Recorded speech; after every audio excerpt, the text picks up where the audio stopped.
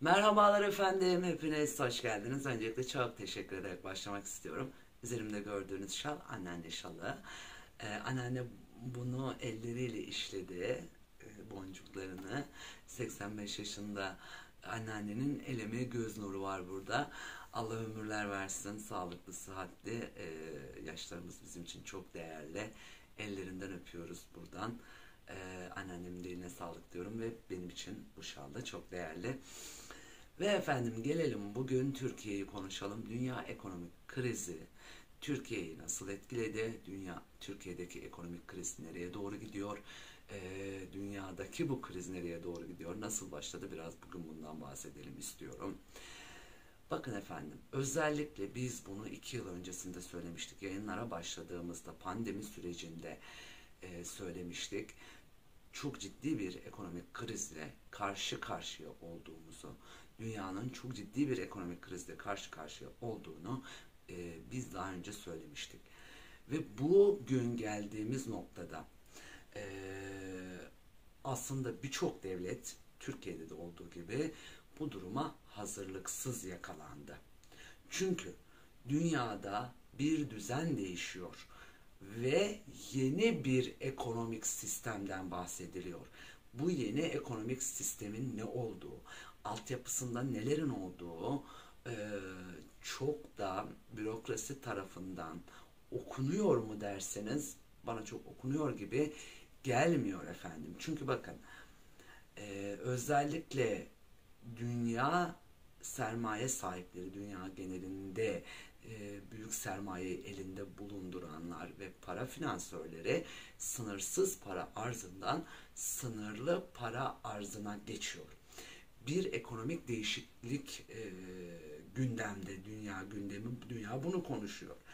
Dolayısıyla da devamında özellikle pandeminin ülkeleri zora sokmasıyla birlikte pandemi sürecinde ülkelerin aşırı şekilde para basıp piyasaya arz etmeleri bu ekonomik buhranı tetikledi, hızlandırdı, başlattı demiyorum, dikkat edin buna. 2019'da başladı aslında bu ekonomik buhran, evveliyatı da var bunun. Tabii ki bu süreci pandemiyle birlikte piyasaya aşırı para arz edilmesi tetikledi ve bugün gelinen noktada da dünyayı çok ciddi bir krize sürüklemiş durumda. Kıtlıkla karşı karşıya kalınacağını, bazı ürünlerin aşırı pahalılaşacağını biz o süreçte ifade etmiştik zaten. Birçok devlet önlemini alırken bu süreçte birçok devlet de hazırlıksız yakalandı bu sürece, bizde olduğu gibi. Aşırı para basılması ve karşılıksız para basılması piyasaya çok para arz edilmesi anlamına gelir. Yalnız bu karşılıksız para basılması hatalı bir eylemdir kısmına ben çok katılmıyorum. Çünkü dünya devletleri çok uzun zamandır karşılıksız para basıyor. Bu yeni başlayan bir süreç değil. Bu karşılıksız para basılması ve piyasaya aslında karşılıksızdan ziyade aşırı para basılması ve piyasaya çok fazla para arz edilmesi paranın değerini düşürdü. Yani bu durum aslında ülkelerde devalüasyonu tetikledi. Bizde de olduğu gibi. Devalüasyon efendim, devalüasyonist ortam dediğimiz ortam aslında paranın aşırı değer kaybetmesi, malın aşırı değer kazanması anlamına gelir. Devalüasyon denilen ekonomik buhranın içerisinde şöyle düşünelim. Bir şeyi ne kadar fazla piyasaya sürerseniz ve ne kadar fazlaysa o kadar değer kaybeder aslında. Dolayısıyla az olan değerli olur. Çok olan değersizleşir bir anlamda. Dolayısıyla da çok para basılması parayı değersiz hale getirdi. Devalüasyon bir diğer ifadeyle de bir ülkenin para biriminin yabancı para birimleri karşısında değer kaybetmesi anlamına da geliyor. Örneğin Türk lirasının dolar ve euro karşısında değer kaybetmesi gibi de düşünebilirsiniz. Bu şekilde de düşünülebilir. İşte o aşırı e, para basılması bir noktada konuyu buralara getirdi denilebilir.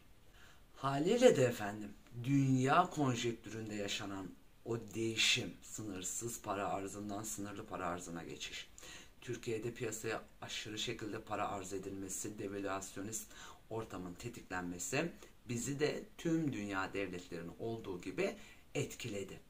Bizi daha fazla etkilemesinin temel sebeplerinden bir tanesi de üretim eksikliğidir efendim. Biz üreten bir toplum değiliz. Türk toplumu son 25-30 yıldır tamamen hazır tüketime kanalize edilmiş durumda. Üretmediğiniz her şeyi dışarıdan satın almak zorunda kalırsınız. Örneğin çiftçilikle uğraşan, hayvancılıkla uğraşan Ayşe teyze sütü kendisi üretir. Ürettiğinde bir sorun yok. Sütü kendisi üretmediğini varsayarsak sütü dışarıdan bir yerden almak zorunda. Türkiye Cumhuriyeti Devleti de aynı şekilde düşünebilirsiniz. Üretmediğimiz her ürünü dışarıdan almak zorundayız. Bir taraftan enflasyon, devalüasyonist ortam var. Bir taraftan dünyada bir ekonomik sistem değişikliği söz konusu. Bir taraftan dünyada ciddi bir ekonomik buhran söz konusu. Öte taraftan üretmeyen bir toplum olduğumuz için bütün bunları bir araya getirdiğimizde ciddi manada bizi de etkilemiş durumda. Yani bizim bugün yaşadığımız temel nedenlerin başında aslında üretim eksikliği geliyor denilebilir. Üretim olmadığı için aynı zamanda enflasyonist ortam da tetiklenmiş oluyor. Yani enflasyon da tetiklendiği için ikisini bir arada yaşamış oluyoruz. Enflasyon bir piyasada özellikle ekonomilerde fiyatlar genel düzeyinin sürekli ve hissedilir derecede artışı anlamına geliyor. Bir taraftan enflasyon fiyatları arttırıyor, diğer taraftan devalüasyonist ortam paranın değer kaybetmesine sebebiyet veriyor. Yani iddialıyım bu noktada Türkiye'de devalüasyon ve enflasyon aynı anda yaşanıyor denilebilir. Yani güzel arkadaşım, güzel kardeşim, markete gittiğinde talep ettiğin her ürünün fiyatı sürekli değişiyor. Çünkü sen aslında onu dolar kuru üzerinden alıyorsun. Özellikle efendim kendimiz üretmediğimiz için yurt dışından alıyoruz. Bir taraftan paramız değer kaybediyor, bir taraftan mal almak zorundayız ve bu malı da yabancı para birimiyle alıyoruz. Dolar ve euro üzerinden alıyoruz. Dolar, euro sürekli artıyor. Türkiye açısından bunu söylüyorum. Dolayısıyla da rafta gördüğünüz aslında her şeyi hemen hemen tamamını demeyelim. Hemen hemen tamamını dersek hata yaparız. Hemen hemen birçoğunu aslında biz dolar üzerinden alıyoruz. Doların TL'ye çevrilmiş hali üzerinden alıyoruz. Bu nedenle sürekli artış var. Sürekli fiyatlar genel düzeyinde yükseliş var.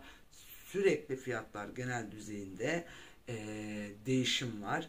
Çünkü yurt dışından geliyor birçok ürün efendim.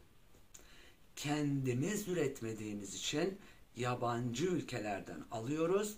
Yabancı para birimiyle alım yapıyoruz. Bakın basit bir formül. Basit demeyelim ama bir bakkal dükkanı düşünelim. Aldığınızdan daha azını satarsanız zarar edersiniz. Ya da başka bir ifadeyle sattığınızdan daha fazlasını alırsanız zarar edersiniz. Basit bir formül bu. Türkiye ülke olarak bizler aldığımızdan daha azını satıyoruz. Yani sattığımızdan daha fazlasını alıyoruz. Bakın özellikle özelleştirmenin de tetiklemesiyle birlikte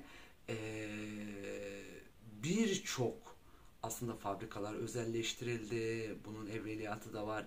birçok alanda özelleştirmeye gidildi. Hatta hayati derecede önem arz eden sektörler dahi özelleştirildi ve üretim aslında e, devletlerin, milletlerin elinden çıkmaya da başladı. Şöyle düşünelim, özellikle bu özelleştirmenin de tetiklemesiyle birlikte sen aslında birçok ürünü üretemez hale geldin. Şeker fabrikalarının satılması, örneğin şeker dahi üretemez bir ülke noktasına getirir o ülkeyi, ki bizi de oraya getirdi zaten. Ve dolayısıyla bir şey üretemediğimiz için bir şey satamayacak hale geldik. Yani satmamız için bir şey üretmemiz lazım. Özellikle bilim, teknoloji, sanayi ürünü, tarım ürünü, e, ne satıyoruz dünyaya mesela? Bu önemli bizim için. Dolayısıyla evet, yurt dışından bir ürün alıyoruz, karşı tarafa ne satıyoruz? Aldığımızdan fazlasını satmamız gerekiyor ki kâra geçebilelim.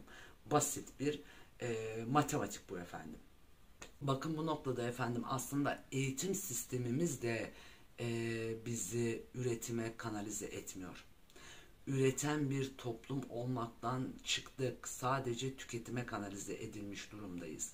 Herkes hemen hemen hızlı ve kolay yoldan para kazanmanın hesabını yapıyor. Çünkü biz bireylerimizi, çocuklarımızı para odaklı yetiştiriyoruz. Ve sadece e, yani bu içgüdüsel de bir şey. Ne kadar biz o şekilde yetiştiremiyoruz desek de içgüdüsel olarak aslında çocuklarımızı kıyaslayarak bile para odaklı yetiştiriyoruz. Onun arabasına bak, onun evine bak, onun eşine bak, onun şuyuna bak, buyuna bak gibi. Dolayısıyla haliyle de çocuk sürekli hep kendisini kıyaslamayla büyüyor ve o arabayla kendini, o arabaya sahip olmayla kıyaslıyor kendini ve şöyle düşünüyor: ben 40 yılda çalışsam, 50 yılda çalışsam böyle bir arabaya sahip olamayacağım. Dolayısıyla benim bu arabaya sahip olabilmem için kısa yoldan daha hızlı bir şekilde para kazanmam lazım. Daha seri bir şekilde para kazanmam lazım. Bu da nasıl olur? İşte doğal olarak Türkiye'ye kara paranın girmesi ne sebebiyet veriyor bu halimiz ister istemez. Yani nasıl bu parayı kazanabilirim hesabına gidiyor insanlar doğal olarak. Bu da aslında yadırganacak bir durum değil. Yani iyi bir arabaya sahip olmak istemesi bir gencin nefsinin sonucudur aslında. Yani o eğitemediğimiz nefsin sonucudur. Evet, bir insan iyi bir arabaya binmek ister ama hayatının tek gerçeği ve hayatının merkezi olmadığının eğitimini ve altyapısını biz o çocuklara veremediğimiz için kolay yoldan lüks hayatlar ve çok paralar kazanma hesabına gidiyoruz ister istemez. Bu da bizim üretim kalitemizi düşürüyor, üretim odaklı bakmamamıza sebebiyet veriyor ve üretemememize sebebiyet veriyor aslında. Eğitim sisteminin de bunda payı var.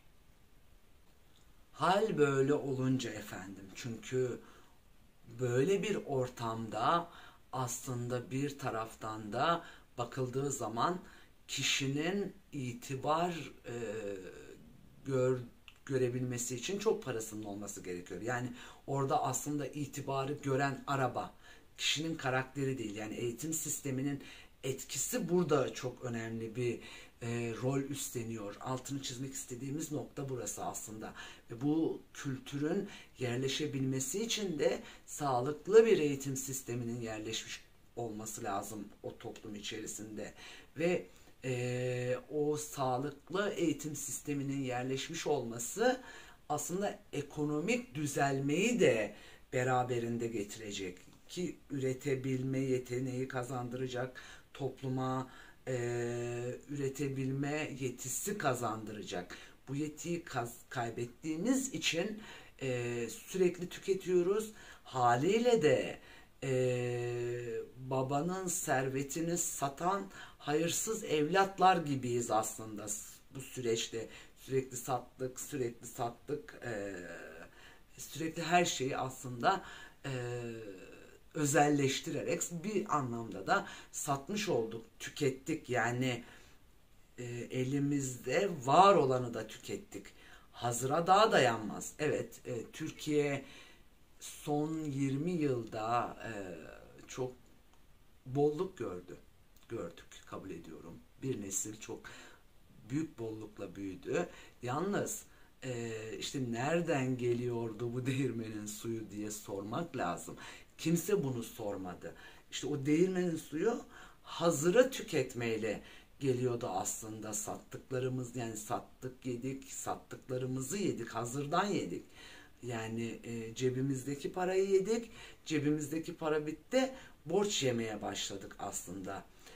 Dolayısıyla bu bolluğun e, bir de darlığı olacaktır ister istemez. Onu görmedik, onu görmek zorundaydık biz. Fabrikalarımızı özelleştirdik, tarım noktasında üretemez noktaya doğru gidiyoruz. Sanayi anlamında birçok alan özelleştirildi. Özelleştirilen kurumların amacı halka hizmet etmekten daha ziyade bu amacı taşır sektörler. Bunda bir bahis yok. Yalnız halka hizmet noktası ötesinde kar maksimizasyonu hedefler. Yani minimum maliyetle maksimum kar hedefler. O yüzden biz markete gittiğimizde birçok ürünü çok pahalıya görüyoruz. Ve sürekli fiyat artışlarını görüyoruz. Zam üstüne zam görüyoruz maalesef ki. Bu zamlar da bir noktada kaçınılmaz hale geliyor sistem içerisinde. Çünkü aslında o da ham maddeyi dışarıdan yabancı para birimi üzerinden alıyor. Sana da yabancı para birimi üzerinden yansıdığı için fiyatların sürekli artışına şahit oluyoruz. Öte taraftan aynı şekilde tüketiciye yansıtıyor son fiyatı, kar maksimizasyonu hedefiyle birlikte. Son fiyatı da tüketiciye yansıtıyor. Bizler de bu yüzden sürekli değişen etiketlerle muhatap olmak zorunda kalıyoruz. Ve yine ilaveten burada önemli bir noktanın da altını çizmek istiyorum. Bu süreç, yani 2023'ün sonuna kadar devam edeceğini düşünüyorum. Dünya ekonomik sorunsalının bizi de aslında bizi etkisi evet, bu nedenlerden dolayı çok fazla, yalnız toparlanmayacak noktada değil. Onun da altını çizelim. Ben bu sürecin, yani bu zamların artacağını da düşünüyorum bir noktada. Yılbaşından sonra yeni zamların geleceği de gündemde. İşte aynı şekilde asgari ücrete zam yapılacağı gündemde. Evet, zam yapılacak, ciddi bir zamın geleceği söyleniyor. Yalnız e, ben bunu yine daha önce ifade etmiştim. Asgari ücreti miktar olarak arttırmamız, kalite olarak arttırmadığımız müddetçe bir anlam ifade etmeyecek. Ne kadar miktarı arttırırsanız arttırın, fiyatlar genel düzeyindeki artış zaten asgari ücretin piyasada erimesine sebep olacak. Aldığınız gibi eriyecek aslında, çünkü kiralar bir taraftan sürekli artışta, gıda maddeleri sürekli artışta, temel ihtiyaç maddeleri sürekli artışta.